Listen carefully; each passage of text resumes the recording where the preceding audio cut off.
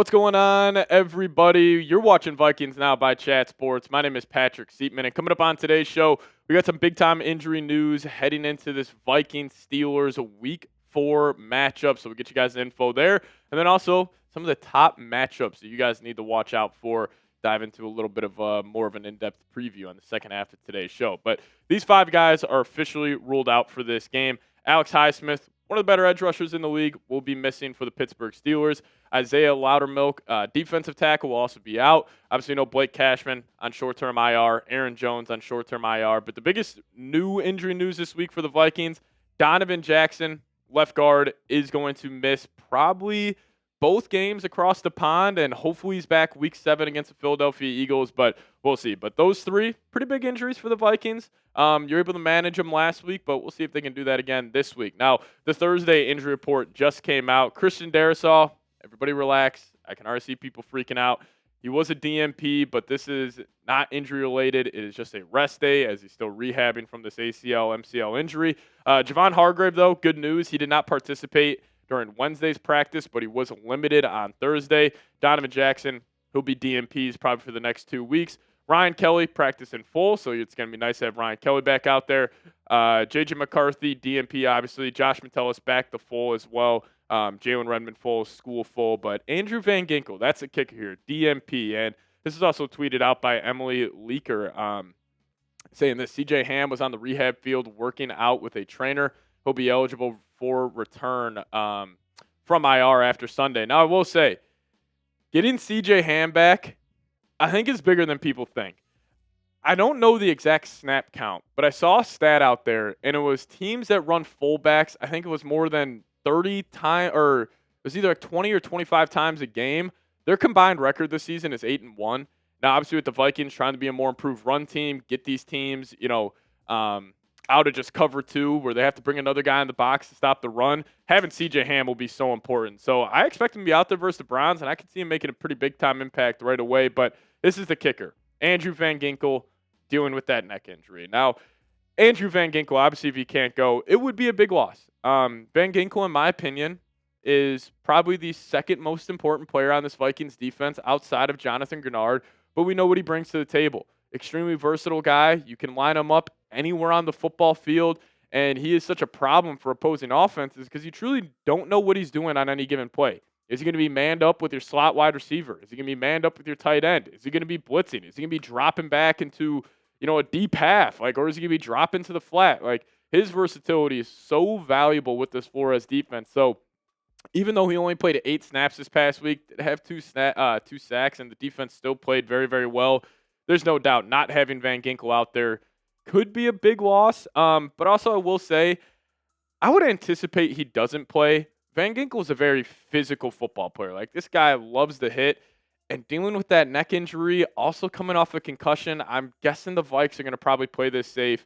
And Van Ginkel will probably not be out there. But, hey, no excuse. You should still beat the Pittsburgh Steelers and Aaron Rodgers. But Javon Hargrave, another big-time injury to monitor. Him being limited today, I think is a step in the right direction. So I would assume Hargrave's going to be out there, but he is just dealing with that chest injury, forced him to miss the second half of the Week 3 game versus the Bengals, but he should be ready to go. And obviously Javon Hargrave's been awesome this year. Been great at getting to the quarterback. He's also been pretty damn good against the run as well. But one huge injury to follow for the Pittsburgh Steelers is Joey Porter Jr. His status is TBD right now with a hamstring injury, but if he can't go, this would be a massive loss for the Steelers defense. Because right now they got Jalen Ramsey, and they got Darius Slay, they got Joey Porter Jr. They actually have a solid trio of cornerbacks. But they move Ramsey all over the field. They kind of use Ramsey as the same way the Vikings use Josh Metellus for an easy comparison for you guys. But what they like to do with Joey Porter, he likes to get up on the line of scrimmage, jam wide receivers. Now, the one kind of style of cornerback that has gave Jefferson fits in the past are those very aggressive press man corners. They're getting super grabby. A guy like DJ Reed last year in London got super aggressive, super grabby with Justin Jefferson, and he actually had a hell of a performance. So if Joey Porter can't go, I fully expect Jefferson to have a masterful game where I'm talking over 100 yards, maybe finds the end zone a couple times, but this is going to be a key injury to follow. And if he can't go, that would be big-time news for the Vikings offense. But let me ask you guys this on Justin Jefferson. Hasn't broke 100 yards just yet this season. You guys let me know. Over under 99.5 yards for Justin Jefferson on Sunday. Give me an O for over. Give me a U for under. You guys let me know your thoughts down below. Now we'll dive into a more in-depth preview of this Vikings Steelers game here in just a second. But today's episode is brought to you guys by Prize Picks. And you and I make decisions every day, but on Prize Picks, being right can get you paid. So don't miss any of the excitement this season on Prize Picks, where it's good to be right. And if you guys download the app today, plug in promo code CLNS will hook you guys up with $50 in lineups after you play your first $5 lineup.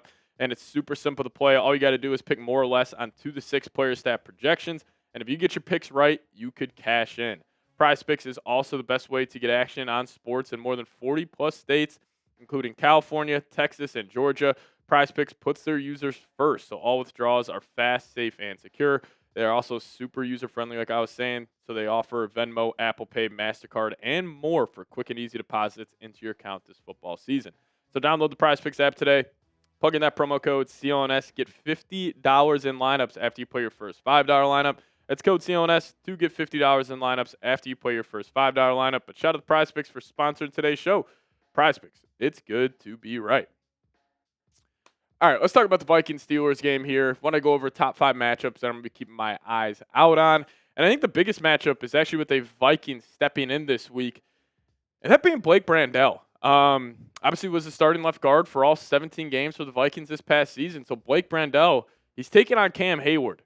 Cam Hayward, and we talk about guys beating Father Time. You think of like Calais Campbell, you think of LeBron James.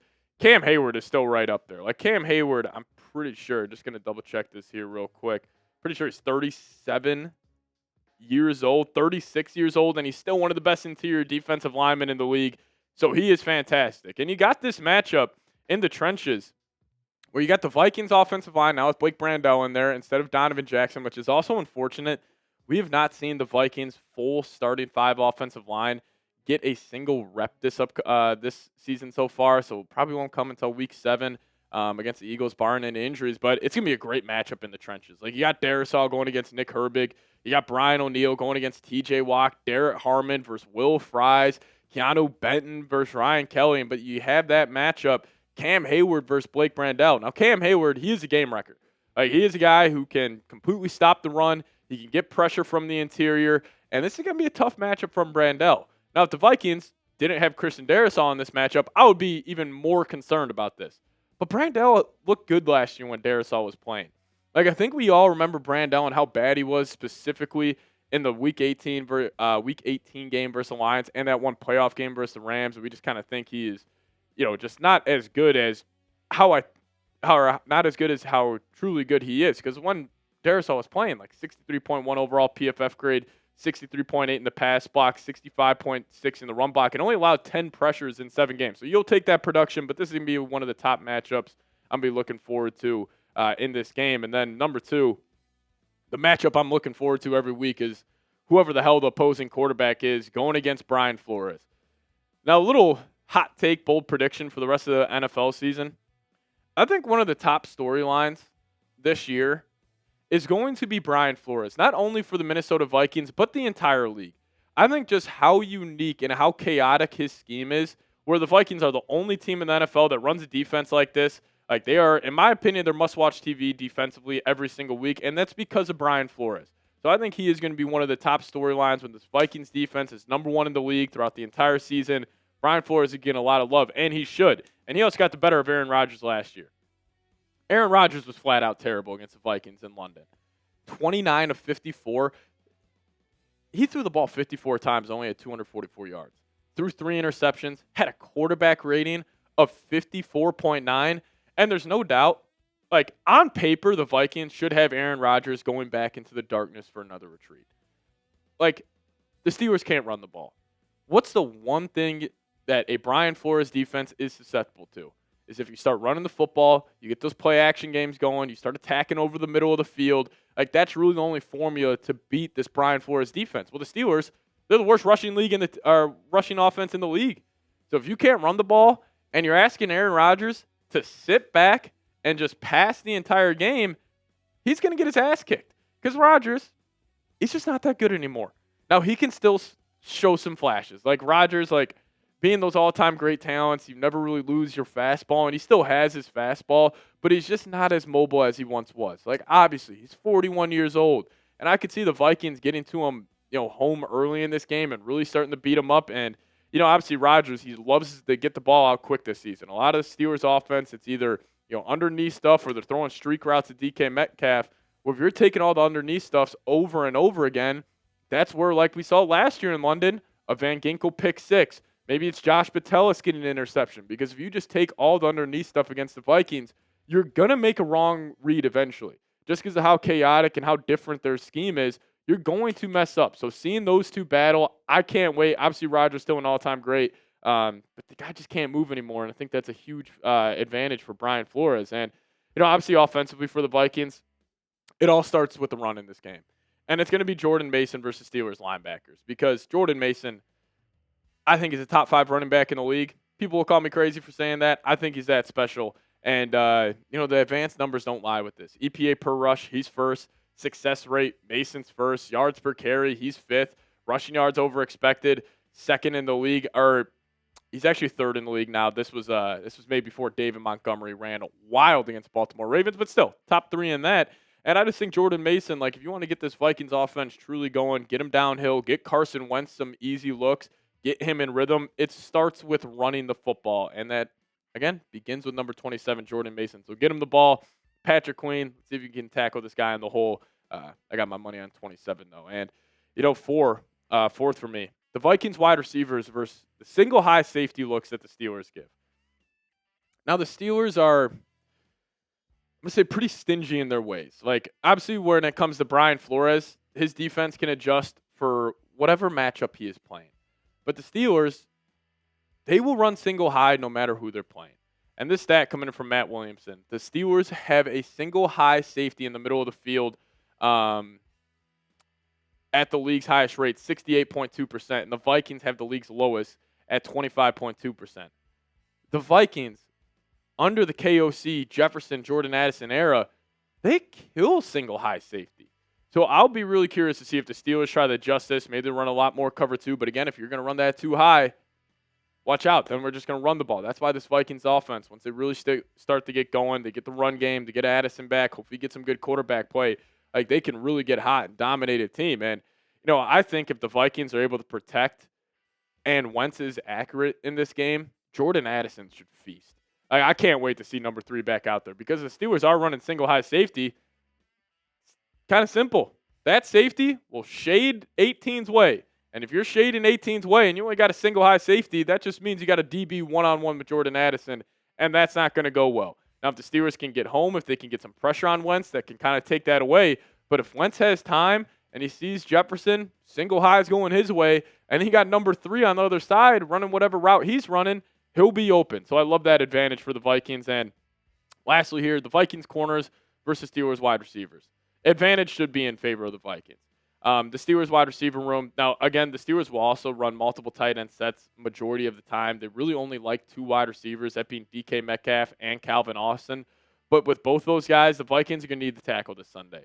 Because the Steelers, they'll throw a quick out, to DK Metcalf, which probably might be the way they try to, navigate this Flores system. Or they'll just throw, DK on a streak route, and those Vikings corners are going to have to make a play. But especially with Calvin Austin, got to tackle that guy. Missed tackles can't happen this weekend, but very excited for this matchup.